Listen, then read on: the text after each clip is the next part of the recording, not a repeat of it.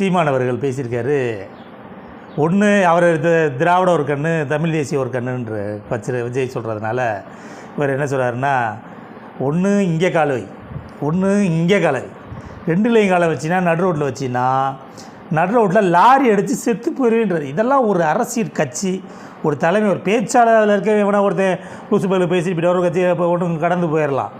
ஒரு கட்சியை வழி நடத்துகிற நீ சரியில்லைன்னா அதில் இருக்கிறவன் எப்படி சரியாக இருப்பான் நினச்சி பாருங்கள். அது கட்சி இப்போ ஆரம்பித்து 10 நாள் கூட ஆகலை, கொள்கையை சொல்லிருக்காப்புல, அதை கருத்து வைங்க, உங்கள் தம்பிகளை தக்க வச்சுக்குங்க.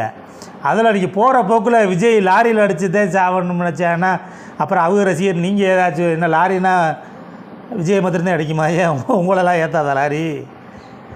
நீங்கள் ஒரே மாதிரி இருக்கீங்களா? கட்சி ஆரம்பிச்சோம், நீங்கள் பெரியார் படத்தை போட்டுங்கிற தலைவர் பிரபாகரன் படத்தை போட்டது இல்லையா? நீங்கள் இப்போ பெரியார் படத்தை போடுறீங்களா? நீங்கள் அன்றைக்கி ஆரம்பிச்சதில் இன்றைக்கி வர இருக்கீங்களா? உங்களுக்கு என்ன எரியுது? உங்களுக்கு என்ன வலிக்குது? கொள்கையே எதிருங்க. அதுக்கு 2 நாளைக்கு முன்னாடி ஒரு வாரத்துக்கு முன்னாடி வர சொல்கிறாரு, என் தம்பி அவன் சில கொள்கைகள் முறைவால என் தம்பியை விட்டு கொடுக்க மாட்டேன்ட்டு. இவங்க இருக்கவங்க ஃபுல்லாக போயிருந்தாங்களா? அண்ணே விஜய் நல்லா பேசுகிறாப்புல, நல்லா கூட்டம் கூடி இருக்குண்ணே, நம்ம ஒன்று சேர்ந்துன்னு அழுத்தம் கொடுத்தாங்களான்னு தெரில. இங்கே இருக்கவங்களாம் ஓடிடக்கூடாதுன்றக்காண்டி இவங்கள முழுசாக தாத்தே இல்லை, தம்பி தான் இங்கே தம்பிகிட்ட போயிடுவாங்க. நம்மளுக்கு வயசாகி போச்சு, 60 ஆயிடுச்சு, தம்பி நம்மளோட ஒரு 10 வயசு கம்மியாக இருக்காப்புல அப்படின்னு அங்கிட்டு போயிடுவாங்க, நம்மளை ஜெயிக்க முடியாது, அவர் கூட்டணியெலாம் வைக்கணுன்றாப்புல அப்படின்னு நினச்சா அப்படியான்னு தெரில.